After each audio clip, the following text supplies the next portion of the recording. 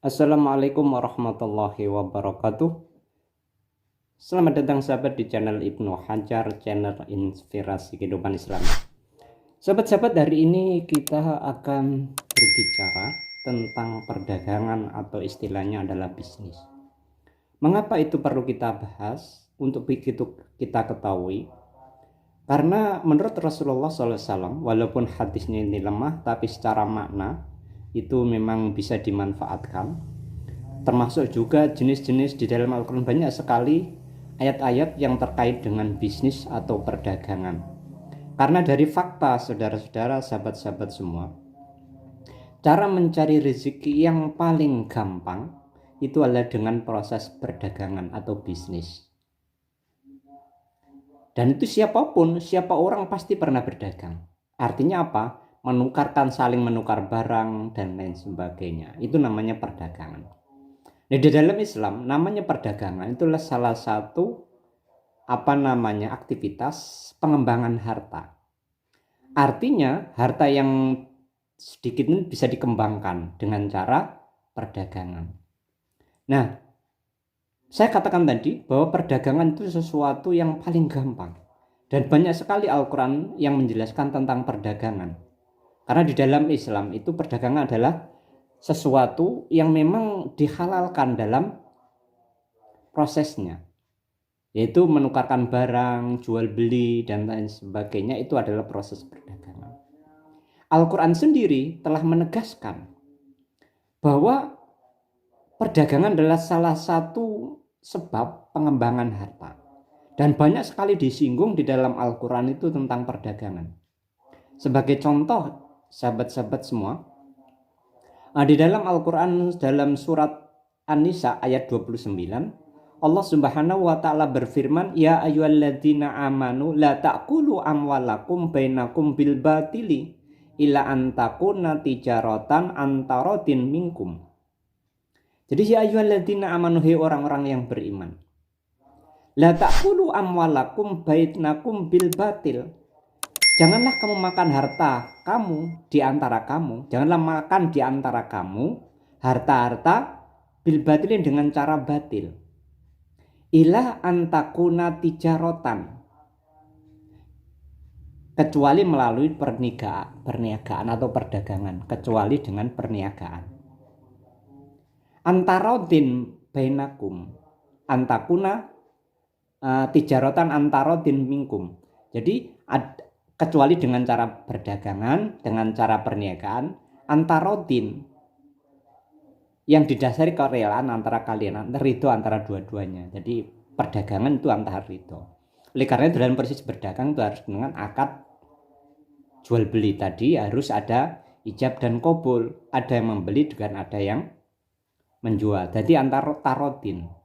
Sehingga di dalam ayat ini menjelaskan bahwa kita tidak boleh memakan harta orang lain. Bainakum bil batil, dengan cara batil. Cara batil itu apa? Cara-cara yang memang dilarang oleh Islam. Cara apa? Contohnya menipu, mencuri, kemudian mencopet, kemudian cara riba dan sebagainya yang memang diharamkan oleh Islam. Itu namanya dengan cara yang batil, dengan cara yang tidak diridhoi oleh Allah Subhanahu wa taala. Sehingga dalam proses mencari rezeki paling gampang dengan perdagangan, tidak dengan yang lain. Paling gampang itu dengan perdagangan. Artinya kalau berdagang berarti ada modal. Jadi makanya kemudian Al-Quran juga menyinggung, di dalam Al-Quran juga ternyata orang-orang yang mengatakan bahwa riba itu sama dengan perdagangan. Bahkan kemudian Allah tegaskan sekali lagi di dalam surat Al-Baqarah ayat 275 itu dikatakan, "Dalika bi'anna qalu innamal bai'u mislu riba." Karena sebelumnya kan logikanya itu memang jual beli itu adalah barang. Kalau jual beli uang itu namanya riba. Karena terkait dengan uang itu berarti itu tidak bisa dijual belikan, kecuali dengan harta yang berbeda. Itu artinya hartanya itu berbeda, itu bisa. Misalkan dolar dengan rupiah. Dolar dengan itu namanya tukar. Tapi kalau sejenis barangnya sama, terkait dengan uang itu riba, apalagi utang. Utang ada tambahan itu namanya riba. Karena memang dulu dianggap bahwa jual beli itu sama dengan riba juga. Karena barang nanti ada keuntungan, maka riba itu dengan uang ada sisa, pinjam uang dengan dapat itu sama dengan riba. Makanya kemudian Allah Subhanahu wa taala menegaskan sekali lagi dalam surat Al-Baqarah ayat 275, wa halallahu bai'a wa harama riba. Dan Allah menghalalkan jual beli dan mengharamkan riba. Jadi riba itu yang terbanyak itu adalah utang. Karena utang kemudian ada tempo, terus kemudian ada tambahan. Itu namanya riba. Makanya walaupun orang mengatakan bahwa orang mengatakan riba itu haram, itu dianggap radikal, maka kita harus memang radikal terkait dengan Islam. Nah, oleh karena itu ketika kita ingin mengembangkan harta kita, yang paling gampang adalah dengan cara perdagangan atau istilahnya dalam pernikahan. Jadi di situ kita pahami secara jelas. Bahkan kemudian di dalam surat Al-Baqarah ayat 282 dikatakan, illa antakuna tijaratan hadiratan wa tudirunaha bainakum falaisa alaikum junahun alla taqtubuha. Kecuali merupakan pernikahan secara langsung dihadiri keduanya, yang demikian itu tidak mengapa jika tidak tulis. Jadi sampai Al-Quran sendiri, Islam sendiri mengatur ketika dalam perdagangan itu masih hutang, maka harus dicatat. Disinilah kemudian fakta-fakta kehidupan, ternyata banyak sekali orang-orang terjadi bermasalah karena hutang jual beli yang hutang itu tidak dicatat. Maka dalam Islam sudah mengingatkan ketika jual beli kemudian hutang itu disuruh mencatat. Nah, makanya kemudian di dalam surat Al-Baqarah ayat 282 ini, ketika langsung berhadapan langsung, jual beli langsung, itu tidak apa-apa, tidak dicatat karena sudah serah dan terima. Ijab kabulnya sudah langsung, tidak perlu dicatat. Ini menggambarkan bahwa memang di dalam Islam itu sangat memperhatikan, Islam itu mengatur manusia bagaimana agar muamalah antar manusia itu nanti benar-benar diridhoi, saling ridho, dan itu di hadapan Allah dapat nilai. Karena setiap perbuatan yang dilakukan manusia itu kemudian dia sesuai dengan Al-Quran, sesuai dengan Islam, maka tetap akan dinilai oleh Allah Subhanahu wa taala walaupun prosesnya mencari keuntungan. Makanya Allah katakan juga, fama ya'mal mithqala dzarratin khairan yarah. Barang siapa lakukan aktivitas sekecil apapun akan dilihat oleh Allah Subhanahu wa taala. Sehingga perdagangan itu prinsipnya yang pertama itu kalau tidak langsung harus dicatat ketika masih hutang. Jadi perdagangan itu salah satu aktivitas yang memang banyak sekali disinggung oleh di dalam Al-Quran. Makanya kemudian ada hadis walaupun itu lemah bahwa 9 pintu dari 10 pintu rezeki itu ada dalam berdagang. Faktanya memang demikian. Di paling mudah. Kemudian misalkan di dalam hadis riwayat Rif'ah dari Rasulullah berkata, ia pernah pergi bersama Nabi SAW di musola. Beliau kemudian melihat orang-orang sedang melakukan transaksi jual beli. Beliau lalu berkata, hai para pedagang semuanya. Mereka kemudian mengangkat leher, kemudian mereka mengarahkan pandangan mereka kepada beliau dalam bentuk sambutan kepada beliau. Jadi begitu Rasulullah mengatakan ini, para pedagang langsung kemudian ngumpul, langsung melihat. Sesungguhnya para pedagang itu akan dibangkitkan dalam hari kiamat kelak dalam keadaan menanggung dosa. Jadi pedagang itu resikonya juga tinggi. Karena resiko tinggi itu bagaimana? Ya terkait dengan penipuan itu sering. Nah, apa yang mereka lakukan? Kecuali, kata Rasulullah SAW, jadi pedagang itu akan dibangkitkan dalam kiamat itu akan dosa, kecuali yang bertawakal kepada Allah setelah selalu berbuat baik dan jujur. Bertawakal kepada Allah, berbuat baik dan jujur. Karena Di dalam perdagangan itu kejujuran itu sesuatu yang sangat penting. Jujurnya itu apa?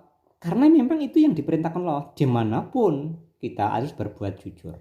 Dan perdagangan itu salah satu salah satu peluang yang paling besar ketika orang menipu. Ketika orang tidak jujur. Maka di dalam riwayat ini Rasulullah katakan, para pedagang itu di hari kiamat dalam keadaan menanggung banyak dosa. Kecuali yang pertama, pedagang yang bertakwa kepada Allah, selalu berbuat baik dan jujur. Jadi bertakwa kepada Allah yang selalu berbuat baik dan jujur. Jadi kejujuran itu bagian dari yang harus dimiliki seorang pedagang.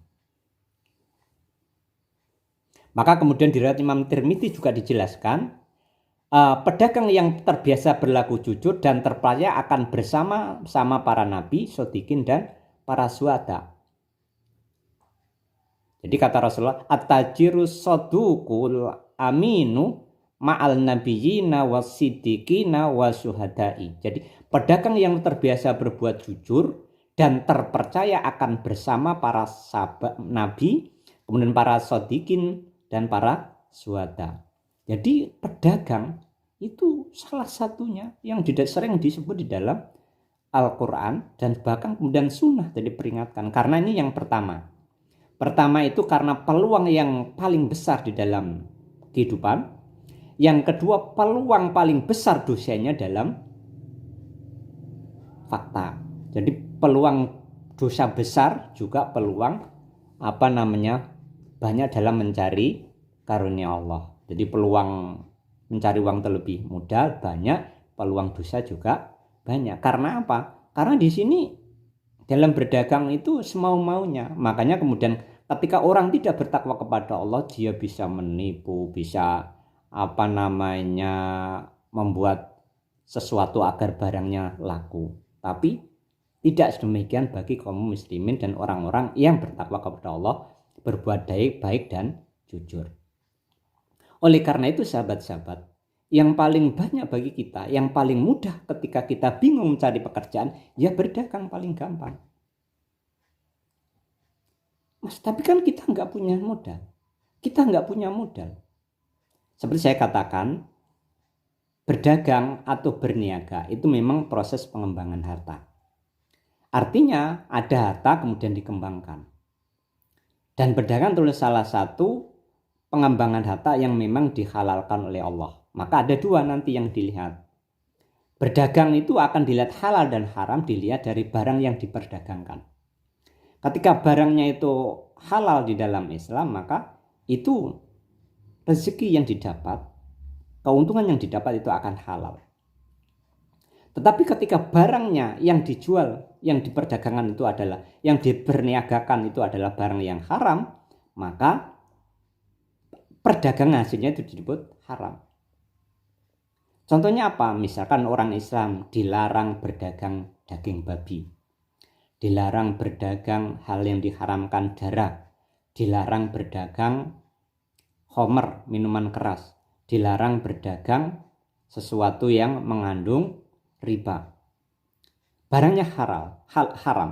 Tapi ketika proses berdagangnya bukan berdagang yang diharamkan, tapi karena berdagang dengan barang-barang yang dilarang oleh Islam, maka ini yang kemudian dikatakan dikatakan haram. Itu yang pertama. Yang kedua, ketika berdagang dengan barang-barang yang halal, maka dengan cara-cara yang halal pula. Harus disertai dengan cara yang halal. Cara halalnya maksudnya apa? Disertai dengan aktivitas yang memang tidak bertentangan dengan Islam. Salah satunya jujur. Salah satunya tidak menipu, apa adanya. Makanya orang berdagang itu begitu lihat itu konsepnya harus kejujuran.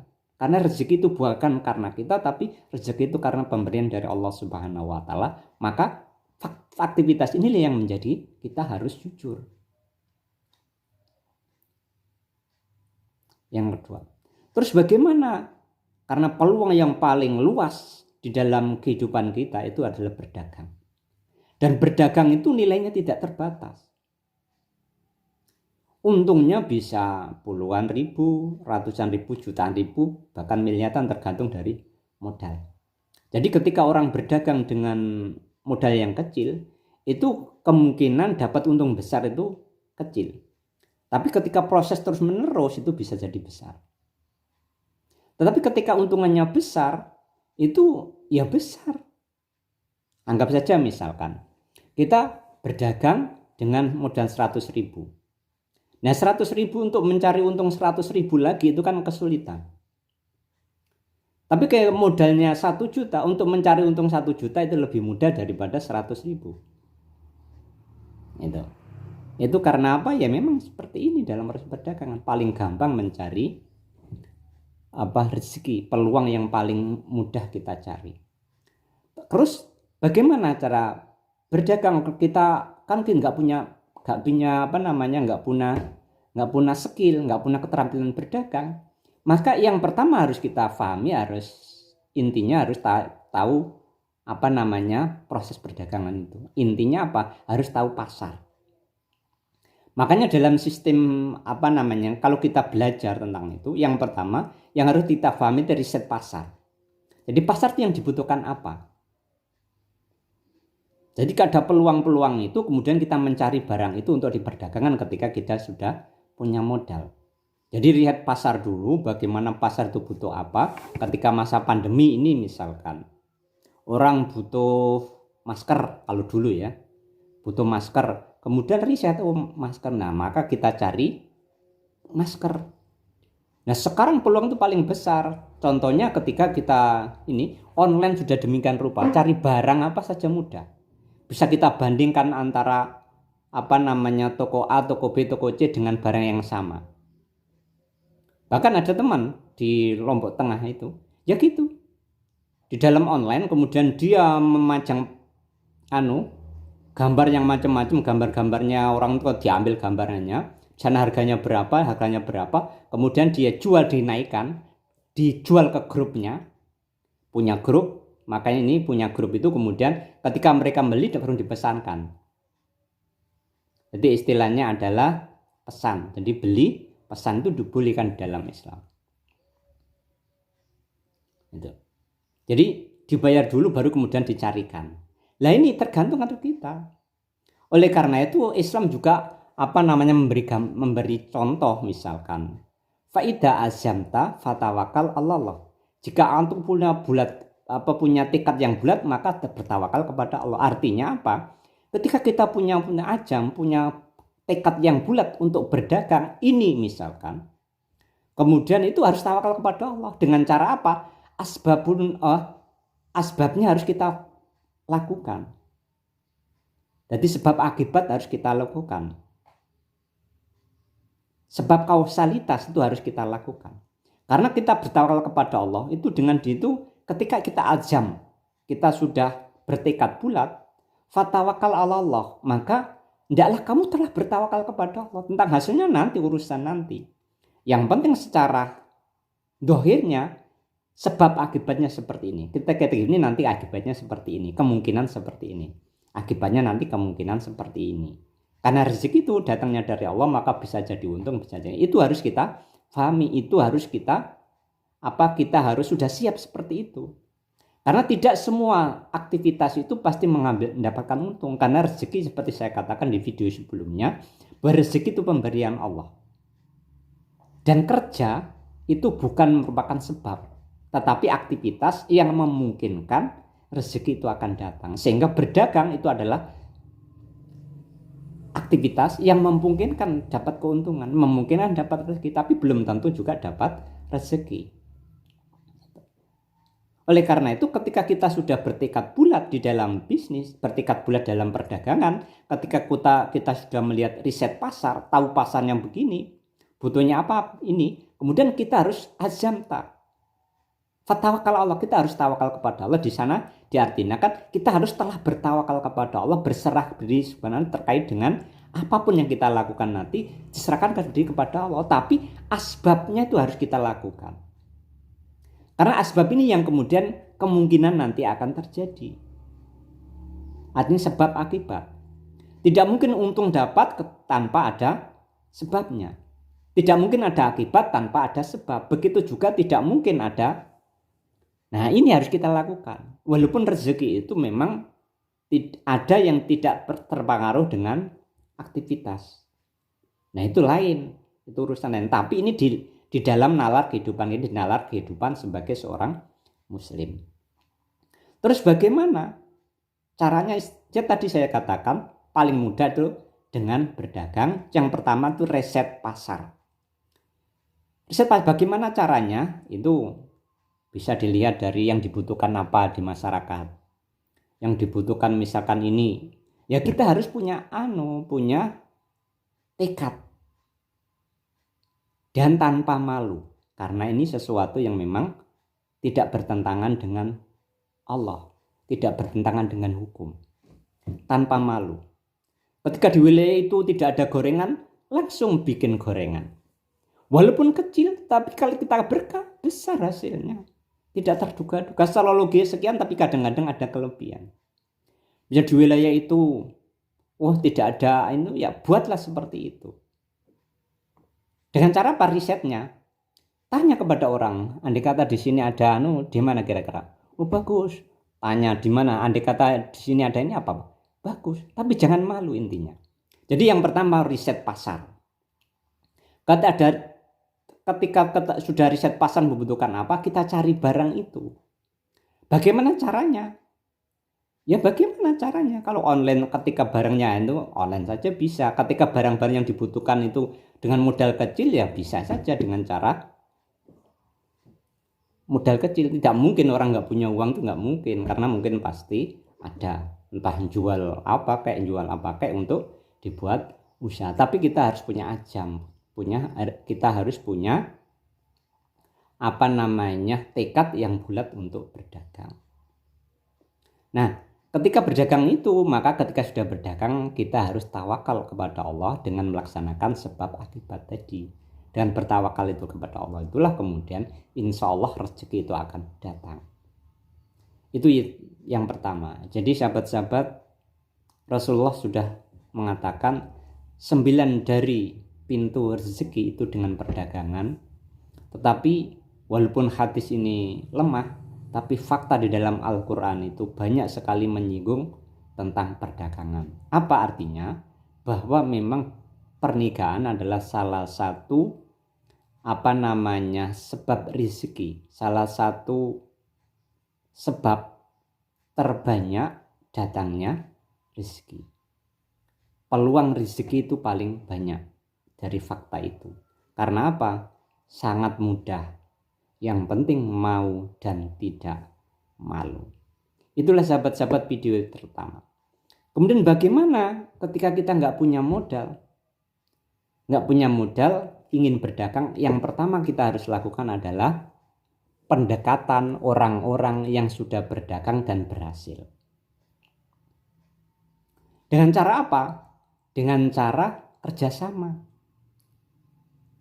Bagaimana cara kerjasama? Bisa jadi kerjasama itu dengan cara kita membeli dengan kredit, kemudian nanti setelah laku kita jual. Setelah kita jual kemudian kita bayar. Atau dengan cara samsaro, menjadi perantara. Tapi akadnya harus jelas. Artinya kalau menjadi perantara, itu ada 2 akad. Akadnya dari sana, harganya dengan dijual sesuai dengan harga sana, atau bisa menaikkan harga sendiri sebagai keuntungan kita. Kalau dia bilang harga dari sini 100.000 misalkan, silakan jual berapa saja, kalau laku dibayar. Berapa saja sisanya keuntungan itu, akad itu jelas ya seperti itu. Jangan kemudian barangnya diambil, kemudian setelah laku modalnya dibawa. Itu namanya dolim, dan itu pasti dia akan berkah.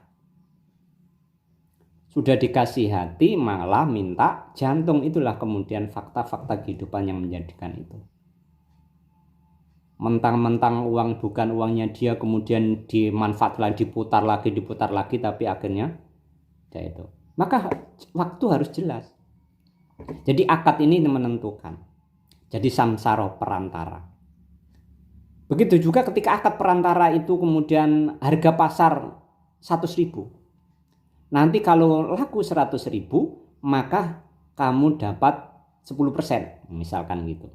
Nah ini kalau sudah akadnya seperti itu, kita menaikkan harga tidak boleh, haram hukumnya. Karena akadnya harga itu harus maksimal 100.000 dan itu nanti kita dapat 10%. Itu perantara atau samsara. Jadi samsara itu ada dua, bisa kita menaikkan keuntungan tergantung akad, bisa juga naik kita sesuai dengan harga itu kita dapat komisi sekian persen. Dan itu kemudian modalnya harus dikembalikan, bukan kemudian modalnya kemudian diambil sekali. Itu dolim dan insya Allah tidak akan berkah. Pasti tidak akan berkah. Tidak ada kehidupan mereka itu. Ketika barangnya orang lain dijual kemudian sementara dia putar tanpa izin dan lain sebagainya, itu pasti akan berkah. Lambat laun dia akan hancur. Hancur harta itu masih mending. Nanti ketika fisiknya cacat itu malah lebih parah lagi. Maka ingat, jaga amanah orang lain. Dengan amanah itulah kehidupan antum bisa bahagia dan berkah di dunia akhirat.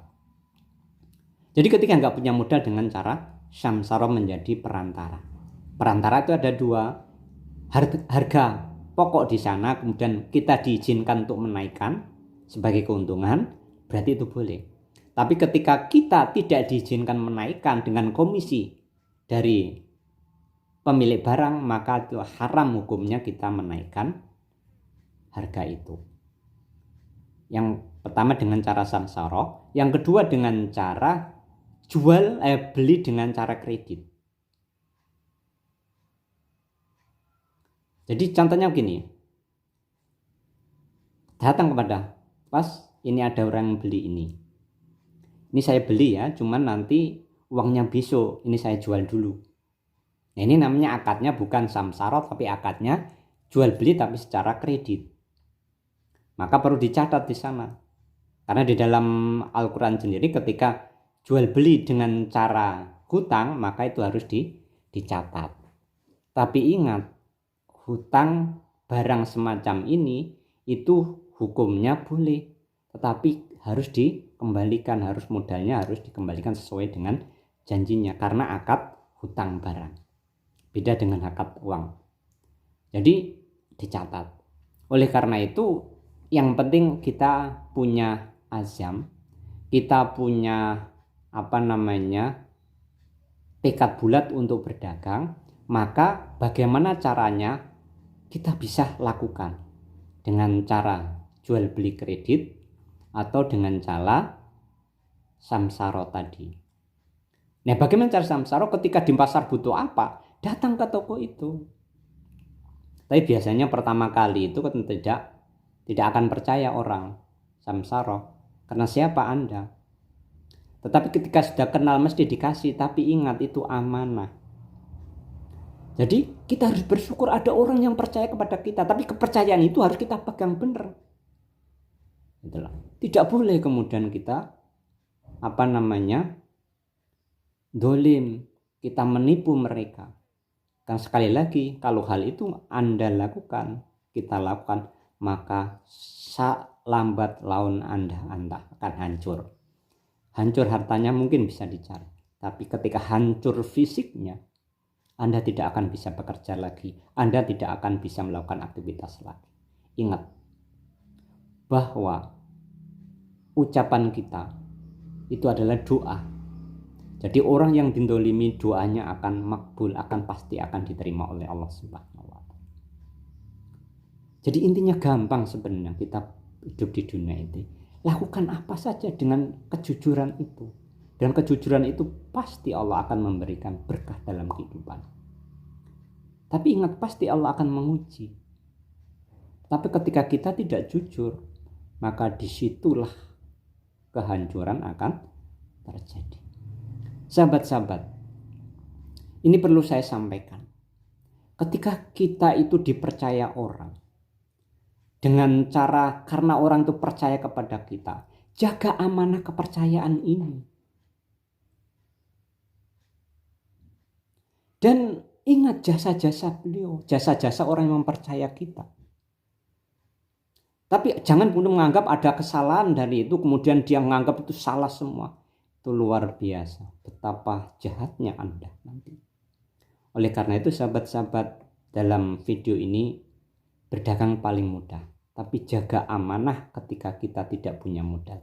Jaga amanah ketika kita dipercaya orang. Jaga amanah ketika kita dikasih modal orang.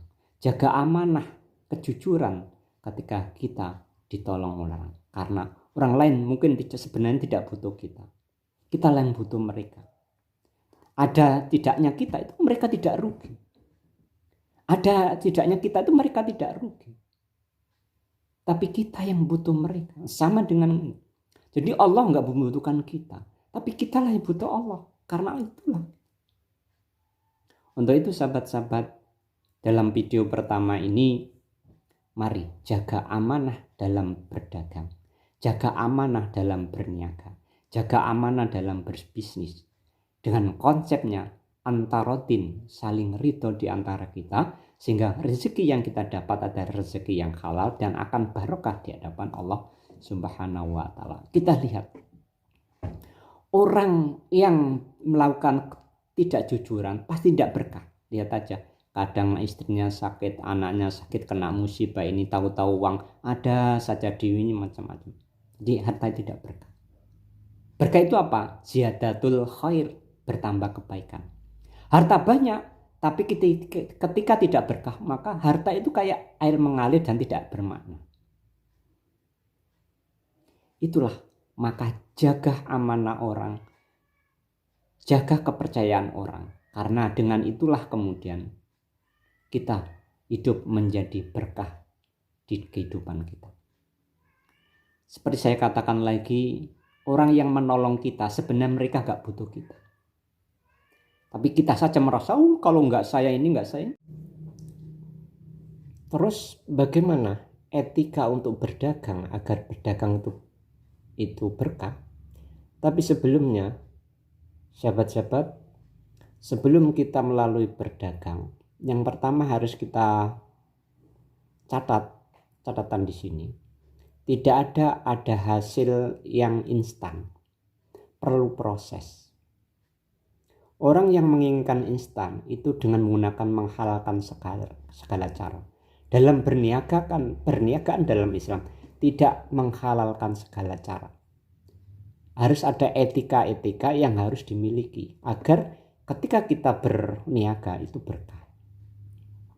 Terus bagaimana etika perdagangan yang harus kita miliki? Yang pertama dilihat dari barang. Barang yang harus diperdagangkan, diniagakan, barangnya harus halal menurut Islam.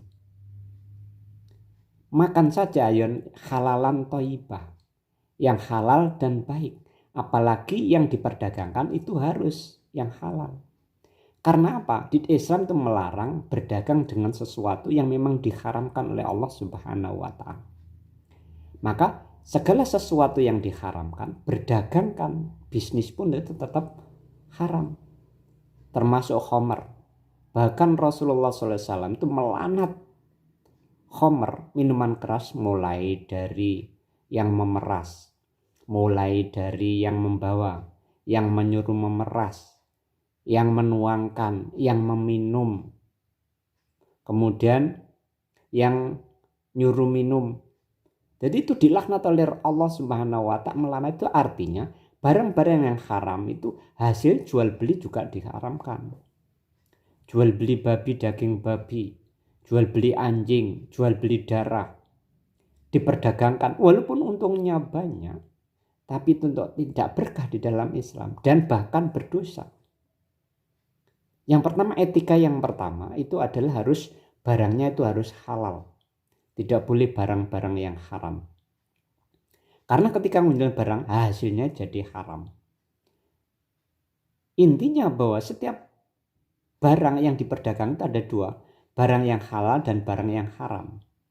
Berdagangnya halal, tapi ketika menjual atau membeli barang-barang yang diperdagang itu barang-barang yang haram, maka hasilnya, nilainya juga dianggap haram di dalam Islam. Jadi yang pertama barangnya itu harus halal. Halal dan thayyib. Artinya barangnya itu harus halal dan dalam Islam itu diperbolehkan. Yang pertama. Yang kedua, barang yang dijual itu harus baik, halalan thayyibah. Yang baik artinya tidak cacat, kualitasnya bagus. Karena apa? Kualitas itu menentukan repeat order, jadi akan membeli terus. Jadi ketika pelayanan melihat barangnya itu ternyata barangnya tidak sesuai dengan kata-katanya, tidak sesuai dengan yang diomongkan, tidak sesuai dengan faktanya, maka barang itu hanya laku sementara dan laku sekali. Berikutnya tidak akan laku lagi.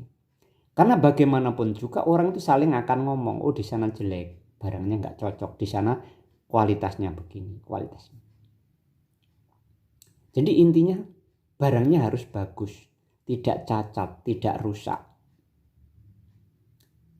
Jadi setelah halal harus barang itu baik, barangnya berkualitas. Karena apa? Semuanya itu tergantung dari kita. Promosinya bagus ternyata barang tidak sesuai, itu walaupun tidak dianggap sebagai menipu, tapi faktanya berbeda, itu akan cuma sementara, tidak laku lagi. Oleh karena itu, setelah barangnya halal maka dilihat mutu barangnya itu bagaimana. Mutu barangnya bagus atau jelek. Kalau bagus, nanti insya Allah pelanggan itu akan tetap akan membeli kepada Anda, bukan membeli kepada Anda. Yang kedua. Kemudian yang ketiga, jujur. Etika berdagang itu harus jujur. Karena apa? Karena seperti yang saya katakan sebelumnya, bahwa para pedagang kata Rasulullah itu banyak berdosa. Kecuali orang-orang yang bertakwa, berbuat baik, dan bersedekah. Jadi itu gambaran-gambaran. Jadi yang harus jujur, seperti yang kemarin saya katakan, bahwa orang orang pedagang itu banyak di neraka, menanggung dosa, kecuali mereka bertaubat kepada Allah, berbuat baik dan jujur. Maka diriwayatkan dari Rasulullah mengatakan, sesungguhnya para pedagang itu akan dibangkitkan pada hari kiamat kelak dalam keadaan menanggung dosa, kecuali mereka yang bertakwa kepada Allah serta berbuat baik dan jujur. Jadi berbuat baik dan jujur. Makanya di dalam Islam Rasulullah SAW sampai menempatkan pedagang yang jujur itu sederajat dengan imam yang adil.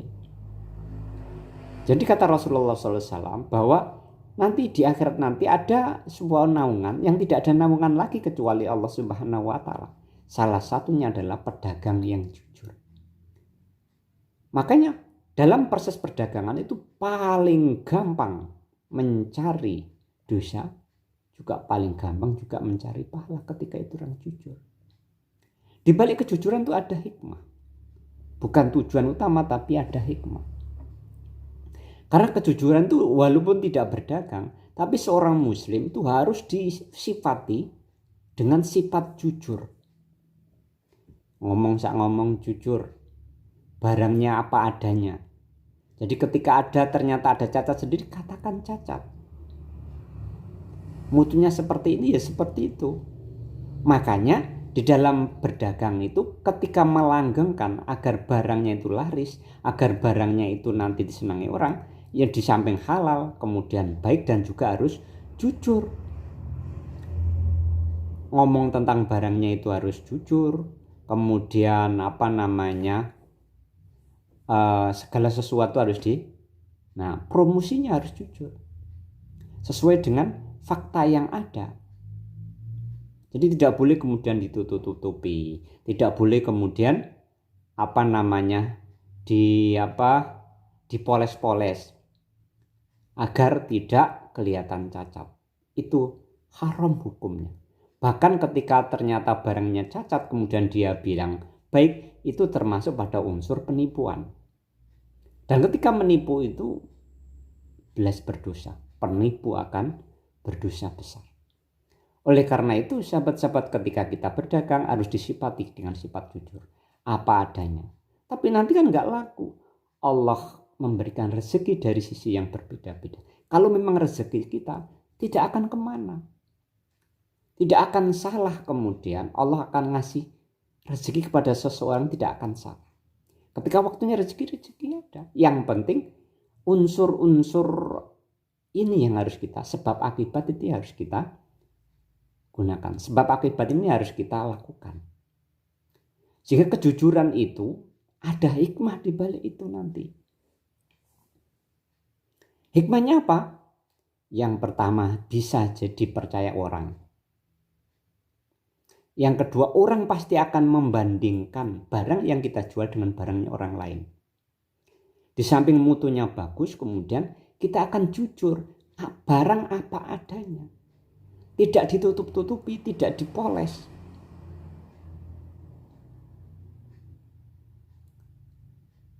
Nah, kejujuran inilah yang kemudian akan membawa keberkahan tadi. Jadi ada hikmah di balik kejujuran itu. Hikmahnya orang akan percaya. Bahkan kemudian akan antara mulut dengan mulut itu nanti lama-lama laris. Dan lain sebagainya terkait dengan kejujuran itu. Orang akan melihat, membeli barang itu karena kita ngomong sesuai dengan ada barangnya, tidak kemudian yang lain. Oleh karena itu, sahabat-sahabat semua, ketika kita berdagang, mari kita sifati diri kita dengan kejujuran. Apa adanya. Jangan sampai barang yang cacat kemudian kita bilang tidak cacat. Barang yang tidak cacat kemudian bilang cacat dan sebaliknya. Nah, ini nanti ketika nggak jujur ini dianggap sebagai unsur penipuan. Jadi kejujuran itu bagian sifat dari harus dimiliki seorang pedagang. Agar barang dagangannya atau pernikahannya itu bisa laris. Yang berikutnya yang keempat sahabat-sahabat, itu tidak boleh sumpah palsu. Jadi tidak boleh kita itu bersumpah. Demi Allah tadi sudah ditawar sekian, tidak saya perbolehkan. Demi Allah tadi sudah ada yang nawar sekian, tidak perboleh. Tidak bisa. Tidak boleh kemudian ternyata itu belum ada yang nawar, maka itulah yang kemudian berdosa ketika orang melakukan sumpah itu tadi. Jadi sumpah itu tidak boleh.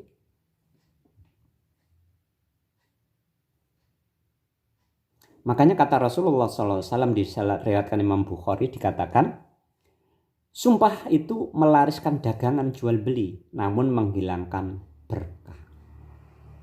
Sumpah itu jual beli itu ini. Sumpah demi Allah tadi ada yang nawar sini. Demi Allah tadi ada. Padahal nggak ada yang nawar.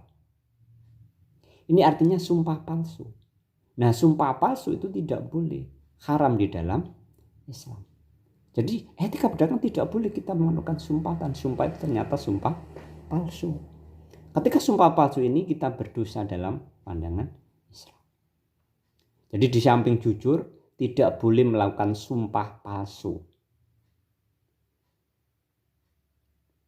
Jadi ketika barangnya halal, kemudian tidak cacat, yang bagus kualitas kemudian jujur, tidak bersumpah, tidak sumpah. Dan sumpah itu sumpah palsu, bukan demi Allah tadi ada yang nawar ini tidak saya perbolehkan, tapi ujung-ujung ditawarin juga boleh.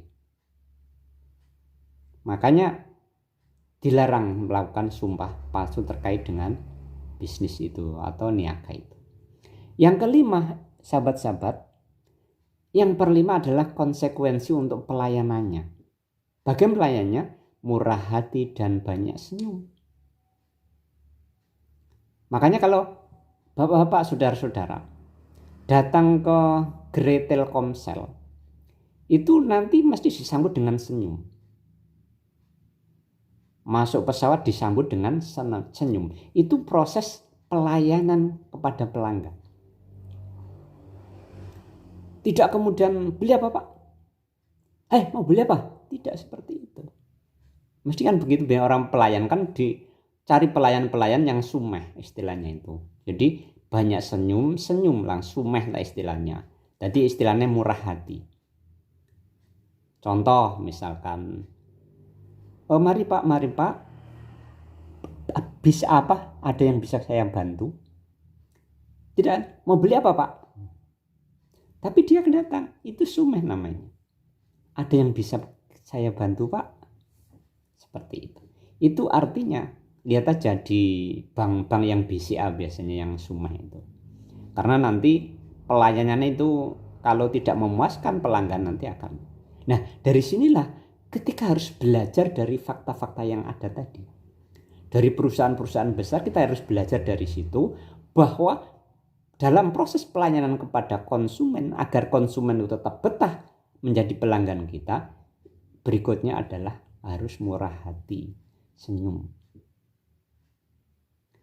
Makanya kemudian ketika di samping murah hati itu biasanya orang-orang yang tahu trik-triknya yang bisa melanggengkan pelanggan, itu kita lihat, oh pelanggan yang sering datang, oh tiap hari raya dikasih bingkisan atau dikasih hadiah apa dan sebagainya. Itu adalah salah satu trik-trik model senyum pelayanan. Jadi murah hati kepada pembeli, kepada konsumen. Karena dengan murah itu mereka itu merasa senang hidup di berdagang, membeli barang-barang di kita. Kemudian berikutnya sahabat-sahabat, yaitu tidak saling menjatuhkan antar pedagang. Jadi ketika membeli ini, oh di sana harganya, oh itu jelek itu. Oh di sana harganya, oh itu jelek itu. Tidak boleh saling membeli. Tidak boleh saling menjatuhkan. Karena apa? Mereka sama-sama saudara kita, mereka sama-sama mencari rezeki lewat perdagangan, maka mereka juga ingin dapat keuntungan. Terlepas dia jujur dan itu urusan mereka, tapi yang penting diri kita. Jangan melihat orang lain, tapi melihatlah diri kita, bahwa kita itu menjadi orang jujur atau tidak. Nah, oleh karena itu, di samping murah hati, tidak saling menjatuhkan antara pedagang satu dengan pedagang yang lain. Sehingga ada saudara yang berdagang yang harganya sama, dan di pasar kan sama semua. Di pasar kan sama semua. Dan karena sama semua itu, maka tidak boleh saling menjatuhkan. Yang penting agar kita punya trik kita itu tadi. Triknya itu barangnya bagus, tidak cacat, kita jujur, tidak ada sumpah palsu, murah hati. Kemudian jangan saling menjatuhkan. Kemudian yang ketujuh, sifatnya adil pada pelanggan. Jangan kemudian mentang-mentang pejabat kemudian dilayani dulu, sementara yang orang petani tidak dilayani dulu. Tidak boleh seperti itu. Jadi adil pada pelanggan. Bagaimana pelanggan itu supaya adil? Harus adil kita. Sehingga ketika mereka membeli, ya kita layani dengan senyum tadi, dengan senyum sapa. Salam, senyum, sapa kalau dilihat ini. Kasih salam, senyum dan disapa. Salam, senyum dan sapa. Itu yang akan menjadikan pelanggan itu senang kepada kita. Pelanggan itu akan tetap kepada kita. Dan ini semuanya kita sudah praktekkan. Jadi ada tidak saling menjatuhkan. Kalau orang ini ya silakan, itu rezeki kita. Ketika rezeki kita sudah direbut orang lain, nah itu kan bukan rezeki kita, itu saja gampang. Tidak perlu kita mikir-mikir panjang, ya. Tidak perlu kita pikir panjang. Karena apa? Memang rezeki sudah diatur dengan jalannya yang berbeda-beda. Yang penting rezeki kita itu yang halal bagi kita. Jadi ketika melayani orang itu harus diadil. Jangan kemudian kita mencari pembenaran bahwa ini yang terbaik. Tidak. Jadi tunjukkanlah seperti yang saya katakan, tunjukkanlah sesuatu kita itu berbeda dengan yang lain, berbeda dengan yang lain karena apa? Karena proses pelayanan kepada pelanggan. Kemudian yang ke-8, ketika mereka itu saling tolong menolong, kita tolong mereka ketika mereka membutuhkan dengan bisa dihutangi tapi dengan dicatat. Makanya ketika ada hutang harus dicatat. Ya, ketika ada hutang harus dicatat. Tapi sudah hal itu kan tidak, kalau pernikahannya secara kontan tidak perlu dicatat, enggak masalah. Tapi ketika ada hutang itu harus dicatat supaya apa? Supaya itu tidak terjadi terjadi masalah di kemudian hari. Tapi alangkah baiknya memang harus kontan. Itu tak perlu dicatat. Kemudian yang berikutnya, karena ini adalah perdagangan dalam rangka mencari ridho Allah Subhanahu wa taala, maka yang berikutnya itu harus, yang terakhir itu terkait dengan zakat. Infak sedekah. Kalau zakat dalam perdagangan itu tiap tahun. Makanya dari modal, misalkan 1 Januari modalnya 10 juta. Kemudian dalam proses selanjutnya, ternyata 10 Januari tahun berikutnya menjadi 50 juta atau 100 juta, maka di situ sudah memenuhi nisab. Zakatnya berapa? 2,5%. Dari apa? Dari seluruhnya, bukan dari keuntungan, dari harta seluruhnya. Karena nisabnya apa? Nisabnya kalau di dalam Islam standarnya perak. Perak itu sekitar 20 juta sudah menjadi nisab perdagangan, nisab dari zakat. Walaupun standarnya emas sama perak, tapi alangkah lebih selamatnya pakai standar perak. Berapa gram? Kurang lebih 200 gram.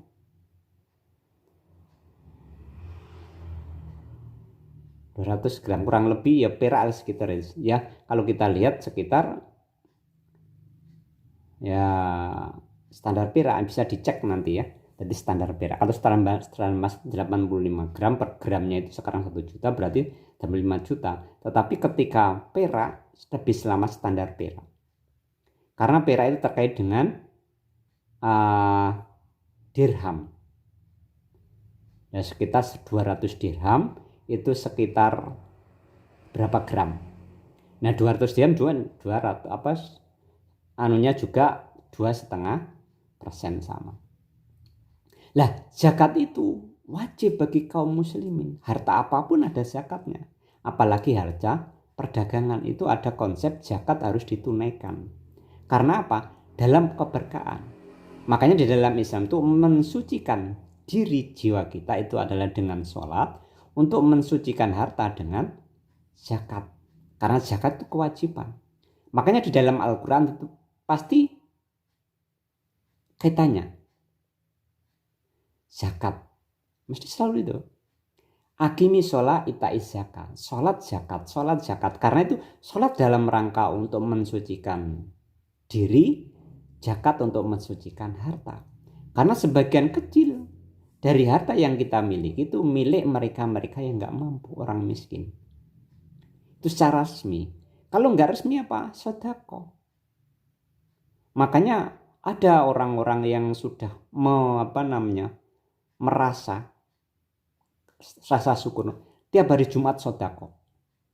Makanya pernah saya lihat tiap hari Jumat itu nasi bungkus gratis 50 bungkus atau berapa tiap Jumat.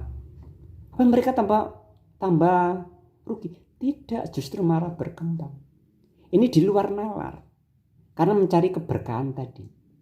Maka dari situ sahabat-sahabat sekalian, jadi infak ini juga penting. Tiap minggu, tiap tahun nanti ada zakat, sedekah inilah. Bagi diri kita mungkin nggak bermanfaat, tapi bukan orang yang bermanfaat, walaupun satu bungkus nasi. Nah, inilah sahabat-sahabat etika dalam perdagangan, dalam rangka mencari berdagang seorang muslim agar itu berkah. Apa tadi? Yang pertama itu adalah barangnya harus halal. Yang kedua, tidak ada cacat, barangnya itu nilainya, kualitasnya bagus. Ketiga, dalam berdagang itu harus jujur. Tidak boleh terjadi penipuan. Kemudian yang keempat, tidak menggunakan sumpah palsu. Kalau belum ditawar ya bilang belum ditawar. Kalau sudah ditawar ya sudah bilang sudah ditawar. Kemudian yang keempat, dalam proses pelayanan harus murah hati dengan pelanggan. Harus banyak senyum. Jadi tidak kemudian cemberut. Cari apa Pak? Tidak. Kemudian yang kelima ada murah hati yang kelima. Kemudian yang keenam adalah tidak saling menjatuhkan antar pedagang. Jadi kita berdagang dengan barang kita, bukan kemudian memikirkan barangnya orang lain. Kemudian yang ke-7, sifatnya adil dalam proses pelayanan. Jadi jangan dibeda-bedakan si A dan si B. Mereka yang datang adalah pelanggan kita, adalah aset kita yang harus kita rawat. Yang kemudian kan 8 itu adalah ketika ada utang harus dicatat. Makanya biasanya kan distributor tuh ngirim barang itu dengan cara utang itu harus tercatat. Yang kemudian 9 terakhir itu harus ada diberikan zakat, nilai zakat ketika melakukan perdagangan. Jadi zakat itu tiap tahun sekali. Tapi ketika infak itu diniatkan infak setiap seminggu sekali. Jumat kayak itu istilahnya Jumat berkah makan nasi bungkus atau apa saja, yang penting itu dalam rangka mencari keberkahan. Karena rezeki itu bukannya kita yang ngatur, rezeki itu adalah Allah Subhanahu yang ngasih. Maka ketika Allah kita pancing, ketika kita pancing dengan sedekah, kita pancing, bisa jadi itu turun. Bisa jadi rezeki itu kan turun. Tapi yang wajib itu zakat. Tapi ketika kita meyakini bahwa hal itu harus dilakukan, misalkan kita sudah punya azam, kita punya bulat tekad dalam berbisnis itu, sekian persen kita sedekahkan, itu lebih berkah. Di mana kita tahu bahwa orang yang makin kaya, hartanya makin banyak, bukan berkurang ketika mereka sedekah, ketika mereka infak, tapi makin bertambah. Itulah etika dalam perdagangan di dalam Islam. Intinya semuanya itu dalam rangka untuk mencari keridhaan Allah, agar harta yang kita makan, harta kita miliki jadi harta yang berkah. Kemudian bagaimana memulainya? Memulai berdagang itu bagaimana? Kita nggak punya modal seperti yang kemarin saya katakan. Sebelumnya saya katakan bahwa berdagang itu tidak selalu dengan modal. Kalau tidak ada modal, kita bisa kerjasama dengan orang yang punya modal, tapi intinya dalam proses seperti ini kita harus jujur, karena nanti akan dipercaya. Pertama kali yang harus kita lakukan ketika ingin berdagang, azam, bulat tekad. Kita harus punya tekad yang bulat untuk berdagang. Ketika sudah tekad yang bulat, maka apa yang harus kita dagangkan? Ya keahlian kita. Keahlian kita harus perdagangkan. Dengan cara apa? Riset market.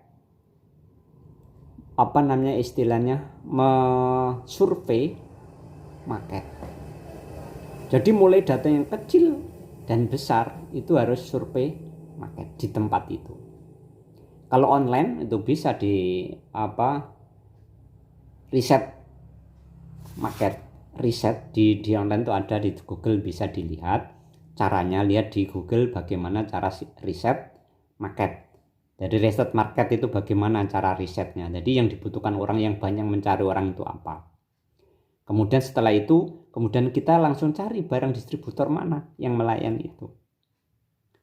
Bahkan ada ada website yang kemudian memberikan alternatif barang apa, belinya di mana, itu ada. Yang penting yang pertama ada azam, ada tekad bulat, tekad yang kuat untuk berdagang. Setelah itu, setelah riset market, riset pasar, kemudian melihat pasar yang dibutuhkan apa di tempat itu. Kalau online di mana saja tempat itu, maka setelah itu kita cari barangnya. Ketika ternyata di wilayah ini belum ada jual ini, maka kita cari seperti itu. Bagaimana caranya? Yaitu tadi, proses berdagang itu memang tidak instan, butuh waktu lama. Makanya di situ dalam segala sesuatu itu istiqomah. Jangan kemudian kita instan, begitu dagang langsung laris, tidak. Butuh proses. Nah ini sekali lagi, inilah yang kemudian banyak orang tidak sabar dengan proses itu. Maunya instan, maunya untung banyak, maunya untung cepat. tetapi dia tidak melihat prosesnya. Ini yang berbahaya. Makanya ketika orang tidak melihat proses untuk mencari untung, itu dengan menggunakan segala cara. Di dalam sistem-sistem kapitalis itu kemudian menjatuhkan saudaranya, bahkan kemudian menggunakan jasa-jasa paranormal, jasa-jasa kiai, kemudian bahkan kemudian ada orang lewat itu nggak bisa melihat tokonya. Sampai seperti itu. Karena apa? Itu intinya dia tidak bertakwa kepada Allah. Karena ini kita membahas bagaimana berdagang yang diridhai Allah, artinya berdagang menurut pandangan Islam. Karena ini adalah salah satu aktivitas yang paling mudah dilakukan dan itu banyak disinggung di dalam Islam. Al-Quran banyak sekali menyinggung dagang, bahkan Jumat saja. Idza ra'aita tijaratan. Jadi idza ra'aita tijaratan, jadi jika Anda melihat perdagangan, maka dikatakan idza nudiyati lis-sholati min yaumil jum'ah fas'au ila dzikri wa dzarul bai'. Jika telah dikumandangkan adzan salat Jumat, maka fas'au ila dzikri, cepat-cepatlah mengingat Allah, tinggalkanlah jual beli. Dia menyinggung jual beli. Maka kemudian ayat berikutnya ketika sudah selesai, fantasiru fil ardi wabtaghu min fadli lahi. Jadi bersebar setelah sholat Jumat selesai, bersebarlah di muka bumi untuk mencari karunia Allah. Dari sini bisa kita pahami. Jadi memang berdagang itu banyak sekali yang disinggung di dalam Islam. Karena ini adalah paling gampang mencari harta. Oleh karena itu azam tadi sudah tekad bulat itu harus kita sudah pahami. Kita harus punya tekad bulat untuk berdagang. Setelah itu riset pasar di tempat itu. Jadi riset pasar di tempat itu, kita yang dibutuhkan apa. Jadi misalkan bisa tanya-tanya tetangganya, di sini kalau ada es campur misalkan, bagaimana ramai di sini orang nggak ada es campur misalkan, kita jual es campur modalnya kecil. Kemudian jual pisang goreng misalkan, wilayah itu nggak ada pisang goreng, kita jual pisang goreng. Jangan kemudian mengikuti orang lain, karena saya lihat di masyarakat itu, yang satu pisang goreng laris, sebelahnya pisang goreng lagi. Ya memang toh rezekinya berbeda-beda. Itu etikanya itu kita kurang bagus. Karena walaupun mereka itu saling ngomong, tapi di dalam hati itu jadi saling curiga. Nanti bisa jadi itu laris, itu ada pakai paranormal atau tidak dan lain sebagainya. Nanti jadi begitu.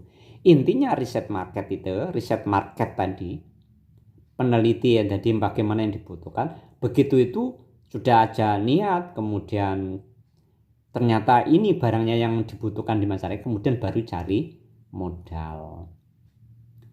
Mulailah dari yang kecil, jangan langsung banyak besar, karena besar itu nanti resikonya tinggi. Jadi ini caranya. Jadi cari resikonya yang kecil dulu baru. Apalagi kita tidak punya modal banyak, maka itulah caranya dengan meneliti untuk mensurvei pasar, kemudian ternyata yang dibutuhkan apa, begitulah kemudian kita putuskan menjual ini, berbisnis ini dengan modal sekian, dijual di mana, penjaganya siapa, direncanakan baik-baik. Tapi jangan terlalu banyak mikir, yang penting dikerjakan. Jangan terlalu banyak, nanti rugi di mana. Lah kalau nggak mau rugi ya jangan bisnis. Karena itu resiko pasti ada. Makanya dari awal itu saya sampaikan, ketakwaan itu harus muncul pada diri kita ketika kita melakukan suatu usaha apapun. Sehingga resiko itu harus kita tanggung. Karena tidak ada sesuatu yang tidak ada resiko, apalagi usaha. Oleh karena itu sahabat-sahabat, maka jangan takut resiko, karena segala sesuatu ada resikonya. Kita lihat aja orang-orang yang menjadi sukses, itu bukan tidak ada resiko, kita hanya melihat sekarang. Jatuh bangun itu sudah biasa. Jatuh bangun sudah biasa, jatuh bangun sudah biasa. Karena apa? Karena itu seperti itu. Karena resiko bisnis, resiko berniaga seperti itu. Ada kalanya untung, ada kalanya. Tapi itu harus kita lakukan supaya ketika kita ingin maju, itu harus kita lakukan supaya kita ketika kita ingin berkembang. Tidak ada artinya, tidak akan pernah maju ketika itu diam aja. Tidak ada artinya ketika tidak diam saja. Oleh karena tidak akan pernah berubah ketika kita diam. Oleh karena itu sahabat-sahabat, ketika sudah kita berazam, bertekad bulat, kerjakan. Setelah survei, kerjakan, cari modal, langsung dilakukan. Jangan kemudian menunda-nunda. Jangan dipikirkan bagaimana nanti, bagaimana ini. Jangan-jangan nanti begini. Tidak perlu dipikirkan. Yang penting jalani. Dengan proses perjalanan waktu itu nanti akan ketemu polanya. Nah, ketika ketemu polanya, dan insya Allah akan berkah. Intinya demikian, sahabat-sahabat. Semoga apa yang saya sampaikan menjadi bahan pemikiran kita, menjadi bahan renungan kita. Ketika kita bingung tidak dapat kerjaan, kita bingung mencari pekerjaan, salah satunya yang paling gampang adalah usaha walaupun kecil. Kita lihat saudara-saudara yang di tepi jalan itu berdagang dengan tanpa malu, karena itu barang yang halal, tidak perlu malu. Karena itulah sahabat-sahabat, channel Ibnu Hajar ini, ketika kita sudah punya azam, maka jangan putus asa. Mari kita lakukan dengan jalan yang sesuai dengan aturan Islam. Jangan menyalahi Islam. Jangan berpikir cepat kaya. Jangan berpikir cepat dapat uang banyak. Tapi mulai dari yang kecil, pasti nanti akan besar. Yang penting istiqomah. Makanya jalan usaha itu yang pertama itu doa dan usaha. Disertai doa dengan usaha itu yang kita lakukan. Semoga kita semua bisa mengambil pelajaran dari video ini, dan kita termasuk orang-orang yang terlalu dibimbing oleh Allah Subhanahu wa taala menuju kesuksesan di dunia, menuju kesuksesan di akhirat. Demikian sahabat-sahabat. Sebelum lupa silakan subscribe channel ini agar channel ini berkembang. Billahi taufiq wal hidayah, waridho wal inayah. Assalamualaikum warahmatullahi wabarakatuh.